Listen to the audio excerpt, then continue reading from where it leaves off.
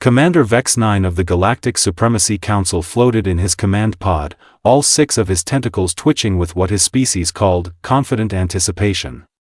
The massive dreadnought Inevitable Victory hung in space like a metal moon, its weapons charged and ready to reduce the 3rd planet of this unremarkable solar system to cosmic dust. Status report, Vex-Nine gurgled through his translator, the device struggling with his species' natural tendency to speak in bubbles.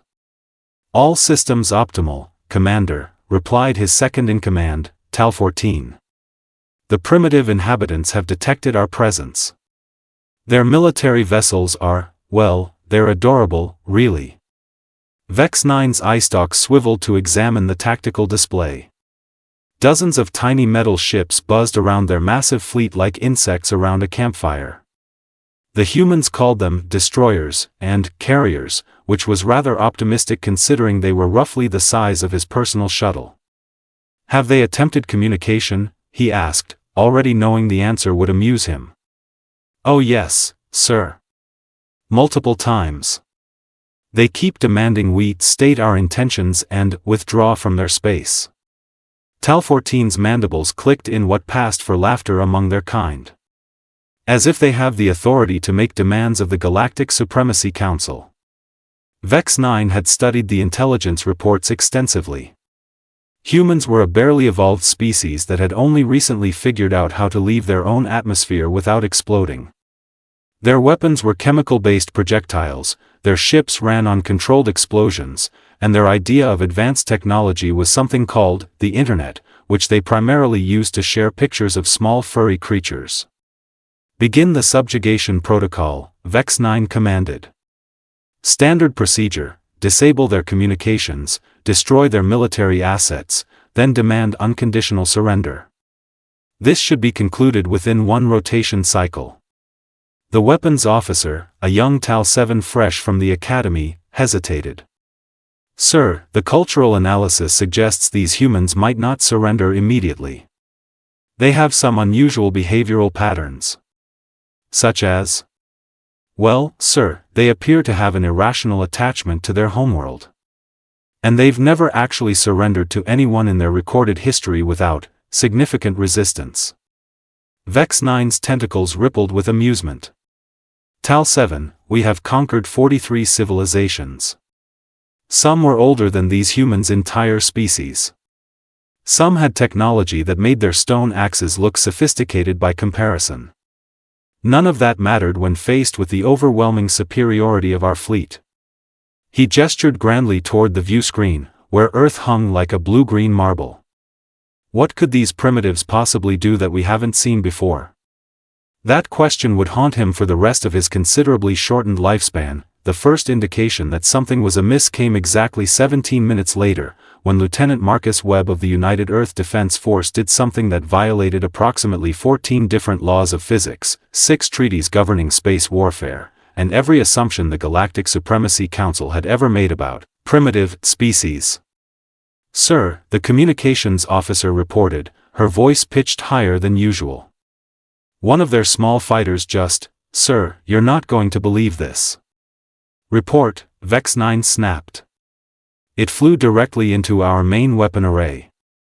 Impossible. Our shields would vaporize anything that small before it could, sir. It didn't stop at the shields. It went through them. The pilot rammed his ship directly into our primary plasma cannon. Silence filled the command center. Vex-Nine's tentacles went completely still, which in his species was equivalent to a human's jaw dropping. The pilot, he finally managed. Dead, sir. The entire front section of our weapon array is offline. But sir, that's not the strangest part.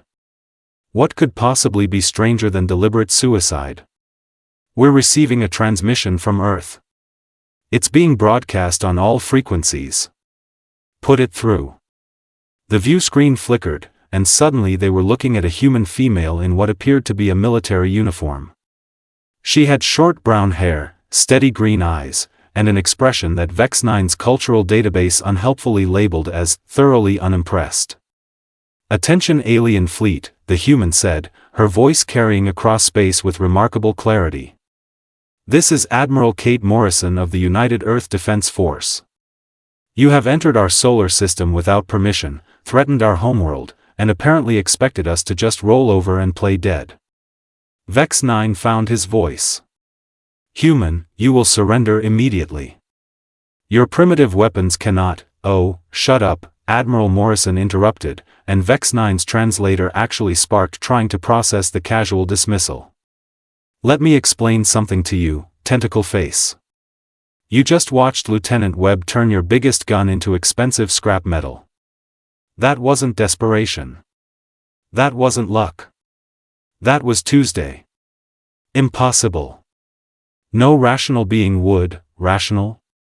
Morrison's laugh was sharp enough to cut metal. Buddy, you picked a fight with a species that invented nuclear weapons and then pointed them at ourselves for fun. We've been fighting each other for 10,000 years over everything from territory to whose imaginary friend is better. You think we're going to be intimidated by a bunch of squid in a fancy ship? Tal-14 leaned toward his commander. Sir, perhaps we should simply destroy their planet and move on. This conversation is becoming uncomfortable. Morrison apparently heard him. Oh, you want to blow up our planet? Go ahead. Try it. See what happens. What could possibly happen? Vex-Nine demanded. You have no shields, no significant weapons. No, we have something better, Morrison said, and her smile was the kind that made prey animals run for cover. We have absolutely nothing left to lose, and we're really, really good at making other people regret their life choices. The transmission cut off. For several long moments, the command center was silent except for the gentle hum of life support systems and the occasional nervous bubble from junior officers. Sir, the tactical officer reported, we're detecting unusual activity throughout their system. Multiple ships are moving, sir, they're not retreating. They're converging on our position. How many ships? All of them, sir. Every functional vessel in their system appears to be heading directly toward us. Vex-Nine studied the tactical display. Hundreds of small contacts were indeed moving toward his fleet, but they were hopelessly outgunned. What could they possibly hope to accomplish? Sir, the communications officer interrupted, we're receiving another transmission. From the Admiral? No, sir. This one's coming from everywhere. Every ship, every space station, every communications satellite in their system is broadcasting the same message. Put it through. This time, the screen showed dozens of human faces. Pilots, engineers, soldiers, civilians. Young and old, every conceivable variety of the species, all staring directly into their cameras with the same unsettling expression. One of them, a grizzled man with scars across his face, spoke first. You want to know what makes humans different from every other species you've conquered? Another voice joined in, a woman with pilot's wings on her collar. We don't fight to win. A third, younger voice, we fight to make sure you lose. We fight because someone has to. We fight because it's the right thing to do. We fight because screw you, that's why. The voices multiplied, overlapping, creating a chorus that filled the command center. We are humanity. We do not yield. We do not surrender. We do not care about your superior technology, your advanced civilization, or your inevitable victory. The transmission ended with a single voice, belonging to a child who couldn't have been more than 10 years old. Come and take it. Vex-Nine stared at the blank screen, his tentacles trembling slightly. In 43 conquests, he had never encountered anything like this. Fear, yes. Desperation, certainly. Hopeless defiance was common enough, but this? This was something else entirely. Sir, his weapons officer reported, the human ships are approaching weapons range. How many? 437, sir. Everything from military cruisers to converted cargo haulers to what appears to be a luxury yacht with missile pods welded to the sides. And they're all heading directly for us? Yes, sir. No evasive maneuvers, no tactical formations. They're just coming straight at us. Vex-Nine made a decision that would be studied in military academies across the galaxy for generations to come. All ships, prepare for, alarms began screaming throughout the ship. What now? He demanded. Sir, proximity alert. Multiple contacts, incoming fast. The human fleet isn't in range yet. Not the fleet, sir. Individual fighters. Sir, they're everywhere. The view screen shifted to show the space around their massive dreadnought, and Vex-Nine felt something he hadn't experienced since his first molt, genuine terror. Hundreds of tiny human fighters were streaking through space like bullets, weaving between his escort ships, completely ignoring the defensive fire that should have vaporized them. They moved like nothing he'd ever seen, as if they were dancing with death itself, and they were all heading directly for his ship. What happened next would be remembered as the most spectacular military blunder in galactic history, though Vex-Nine wouldn't live long enough to appreciate the irony. Evasive maneuvers, he screamed, but his massive dreadnought moved like a moon trying to dodge raindrops. The human fighters, meanwhile, danced through space as if physics were merely a suggestion. Sir, they're not firing. Tal-14 reported, his voice climbing several octaves. They're just getting closer. What do you mean, not firing? No weapons discharge detected. No missile locks. They're just flying straight at us. Through the chaos of alarms and panicked reports, Vex-Nine heard something that made his blood turn to ice water: human laughter. It was coming through their communication channels, dozens of voices whooping and cheering like they were at some kind of sporting event. This is Commander Jake Sullivan to all Terran forces, a voice crackled through the static. Remember, people, we're not trying to win a space battle here. We're trying to teach these guys a lesson in customer service. Copy that, Jake, another pilot responded. My grandmother always said, if someone's rude to you, be rude right back, but do it with style. Your grandmother sounds like a wise woman, Lisa. She was. She also taught me that sometimes you have to break a few eggs to make an omelet. Are we the eggs or the omelet in this scenario? Pretty sure we're the frying pan, buddy. Vex-Nine watched in horror as the first wave of human fighters reached his escort ships. Instead of engaging in proper combat, they did something that violated every principle of space warfare he'd ever learned. They started ramming, not desperate, last-ditch ramming. Calculated, precise, almost artistic ramming. The humans were treating his billion-credit warships like targets in some demented obstacle course. Sir, the escort ship crushing superiority reports catastrophic damage to their engine section, the communications officer reported. A human fighter pilot he flew his ship directly into their reactor coolant system. What about the pilot? He ejected at the last second. His ship's emergency beacon is broadcasting music. Music? Something called Highway to Hell, sir. Another alarm joined the symphony of chaos. Sir, inevitable doom is requesting immediate assistance. Multiple human fighters have somehow gotten inside their hangar bay. Inside? How did they get inside? They flew through the atmospheric barrier, sir. At full speed. The pilots ejected just before impact, and now they're loose inside the ship. Vex-Nine's eye stalks swiveled frantically between displays. On one screen, he could see human pilots in crude spacesuits somehow engaging his elite soldiers in hand-to-hand combat inside the corridors of inevitable doom. On another, more fighters were approaching his flagship, their pilots apparently taking turns to see who could perform the most impossible maneuver. Sir, Tal-14 whispered, I'm beginning to suspect we may have miscalculated. Miscalculated? Vex-Nine's voice rose to a shriek. They're using their own bodies as weapons. What kind of species does that? As if summoned by his question, Admiral Morrison's face appeared on the main screen again. Behind her, Vex-Nine could see what appeared to be a command center that had been converted from someone's garage, complete with coffee-stained charts and a poster of something called a motivational cat. How's it going up there, Tentacle Boy? Morrison asked cheerfully. Having fun yet? This is madness. Vex-Nine declared. Your people are throwing their lives away for nothing. For nothing? Morrison's eyebrows rose. Buddy, we're having the time of our lives. Do you know how long it's been since we've had a proper war against someone who actually deserves it? You're losing dozens of ships. Yeah, and you're losing billions of credits worth of fancy equipment to a bunch of humans with more guts than sense. How's that working out for your superiority complex?